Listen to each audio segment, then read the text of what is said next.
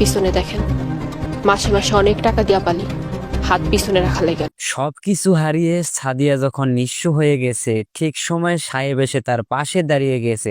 So বন্ধুরা, পুরাই ধামাকা হতে যাচ্ছে সাহেব নামে গোলাম 11 নম্বর এপিসোড পর্বটি। তো আপনারা দেখেছেন যে ধামাকা কাহিনী ঘটে গেছে সাহেব নামে গোলাম নাটকের 10 নম্বর পর্বটি এবং 11 নম্বর পর্বটি দেখার জন্য কিন্তু অনেকেই অপেক্ষা করতেছে।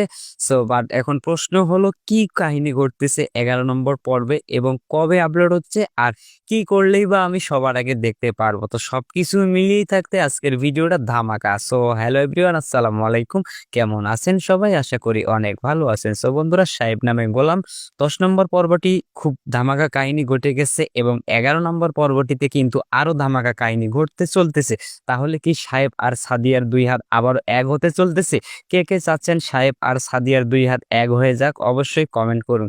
তো এখন প্রশ্ন হচ্ছে যে সাহেব নামে গোলাম নাটকের 10 নম্বর পর্বটি কবে আসতেছে এবং কিভাবে আপনি সবার আগে দেখতে পারবেন। তার আগে বন্ধুরা, আপনারা এখন পর্যন্ত যারা আমাদের চ্যানেলটি সাবস্ক্রাইব করেনি অবশ্যই চ্যানেলটি সাবস্ক্রাইব করবেন। সো বন্ধুরা, সাহেব নামে গোলাম নাটকের 11 নম্বর পর্বটি আপনারা দেখতে পারবেন আগামীকাল দুপুর 3:30 আর আপলোড দেওয়া হবে ঈগল ইসলামিক নাটক এই ইউটিউব চ্যানেলে।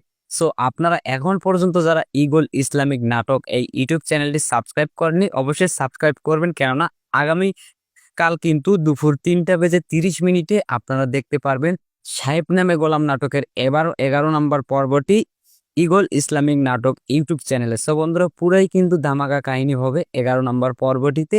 সো অবশ্যই কিন্তু আপনারা মিস করতে না চাইলে এখনই গিয়ে সাবস্ক্রাইব করুন ঈগল ইসলামিক নাটক ইউটিউব চ্যানেলে।